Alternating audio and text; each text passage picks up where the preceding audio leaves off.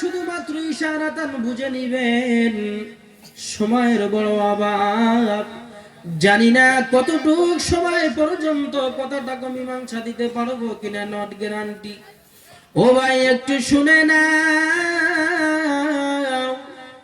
হযরতে আবু বকর রাদিয়াল্লাহু তাআলা আনহু আল্লাহর নবীর হিজরতের সাথে ছিলেন। বন্ধুগণ, হিজরতে যাওয়ার আগে বহুত লম্বা ঘটনা। আল্লাহর নবী হযরত আবু বকর রাদিয়াল্লাহু তাআলা আনহুকে বলেছিলেন, ভাই আবু বকর, এমন সময় আসতে পারে দুনিয়ার কেউ সঙ্গে যাবে না, একমাত্র তুমি আবু বকর। আমার হিজরতের সাথী হইতে হবে তোমাকে। ও ভাই আবু বকর, তুমি কিন্তু আমার সাথে হিজরত করার জন্য তৈরি থেকো। হযরতে আবু বকর রাদিয়াল্লাহু তাআলা আনহু ওই দিন থেকে বন্ধুগণ আমার সন্ধ্যাবেলায় সমস্ত কাজ কর্ম একেবারে কমপ্লিট করে নিয়ে সমস্ত মালপত্র একেবারে টাম টুপলা বেডিং তৈরি করে নিয়ে সমস্ত চাম টম্পাল নিজের চোখের সামনে রেখে হযরত আবু বকর দরজার সাথে লাগায়া লাগায়া আমার মায়ার নবীর জন্য অপেক্ষা করে। কোন সময় যেন আমার নবী, কোন সময় যেন মায়ার নবী আমার ডাকবে, আবু বকর। আমি যদি সঙ্গে সঙ্গে নবীর ডাকে সাড়া না দিতে পারি গো, আমার নবী নারাজ হয়ে যাবে। কঠিন কিয়ামতের দিন নবীর সাহাবী হয়ে জান্নাত আমার কপালে জুটবে না। আল্লাহর নবী যদি নারাজ হয়ে যায়, আমার কলিজায় মানবে না, আমার কলিজায় বড় আঘাত লাগবে। এই জন্যই আবু বকর প্রত্যেকটা দিন রাত্রে নবীর প্রেমিক হয়ে নবীর রাস্তা চেয়ে চেয়ে থাকে। হঠাৎ করে সময় এসে গেল হিজরতের। অন্ধকার রাত, কাফের বেঈমানের অত্যাচার সহ্য না করতে পেরে আমার আপনার মায়ার নবী অন্ধকার রাতে আবু বকরের দরজার মধ্যে হাজির, আর বলে, আবু বকর,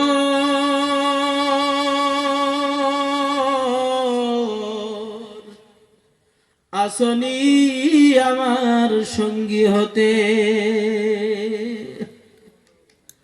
আবু বকর মায়ার নবীর মায়াবী কণ্ঠে আওয়াজ শোনার পর একটা মিনিট দেরি করলো না, সঙ্গে সঙ্গে দরজাটাকে ওপেন করে দিল, আর মায়ার নবীর কদমের মধ্যে জান মান নিয়ে হাজির হয়ে গেল।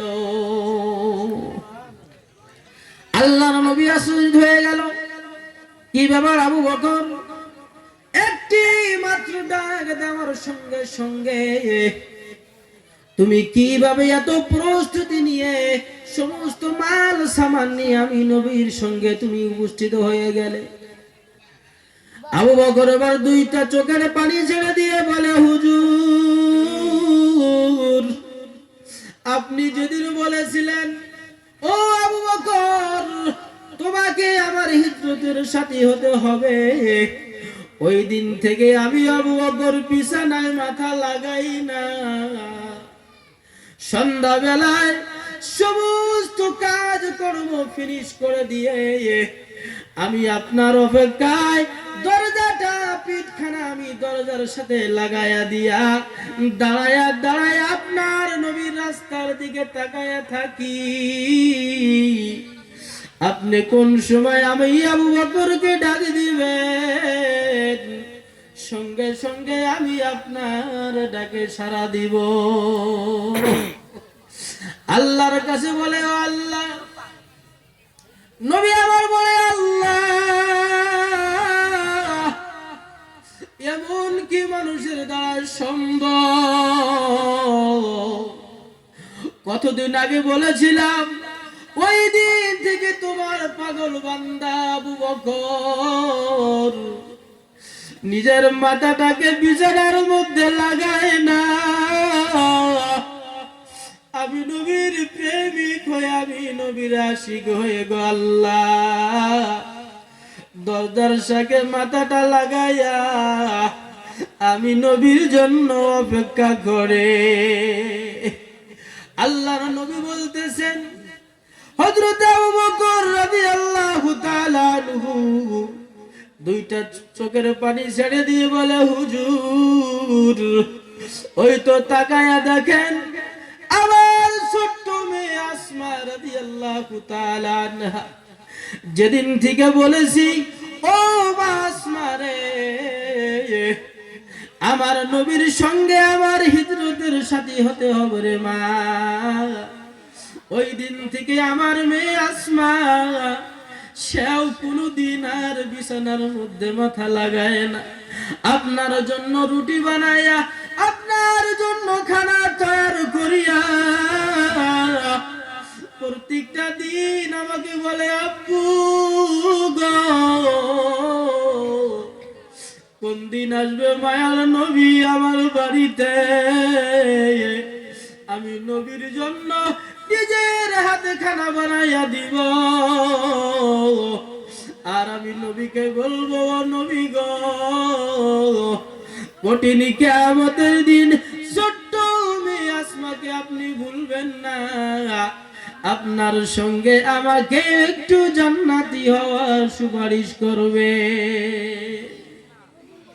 ও নবী আমার, ওই তো দেখেন আমার বাড়ির পালিত উট, যেদিন আমি বলেছিলাম ও আল্লাহর মাখলুক উঠ রে, এমন হতে পারে তোর পৃষ্ঠে আমার মায়ার নবী সওয়ার করবে রে, ও উঠ তুই তোরই থাকিস, যেদিন আমার নবী তোর উপরে পিঠটা মাথাটা লাগাইবে, তোর উপরে যেদিন সওয়ার হবে রে উট, খবরদার ওই দিন কিন্তু বিন্দু মাত্র আমার নবীর সঙ্গে বেদবি করিস না।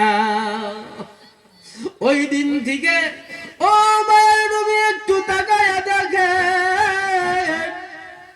ওই দিন থেকে অবলা জাত কথা বলতে পারে না।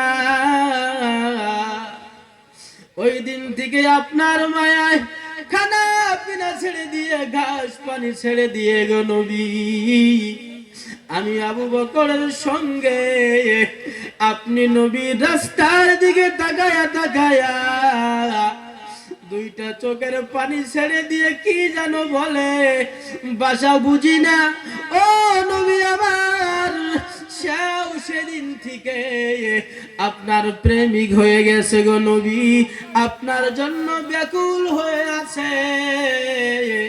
ওই তো চেয়ে দেখেন এখন পর্যন্ত আপনার জন্য ফুফায়া ফুফায়া কান্দে। মায়ার নবী আমার আল্লাহর দরবারে বলে, আল্লাহ এমনও কি মানুষের দ্বারা সম্ভব, এমনও কি চতুষ্পার জানোয়ারের পক্ষে সম্ভব, ওগো আল্লাহ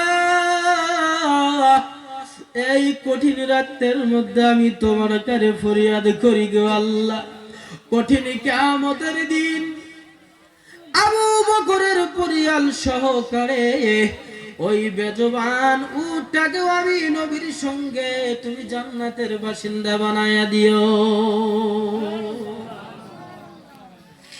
ও যুবক বন্ধুগণ আমার, একটু খেয়াল করে দেখো কেমন করে সাহাবায়ে রাদিয়াল্লাহু তাআলা আনহুম আজমাইন তার পরিবার সহকারে, তার পালিত জানোয়ার সহকারে নবীকে কেমন করে ভালোবেসেছিল, আর আমরা কেমন করে নবীর বিরোধিতা করতেছি।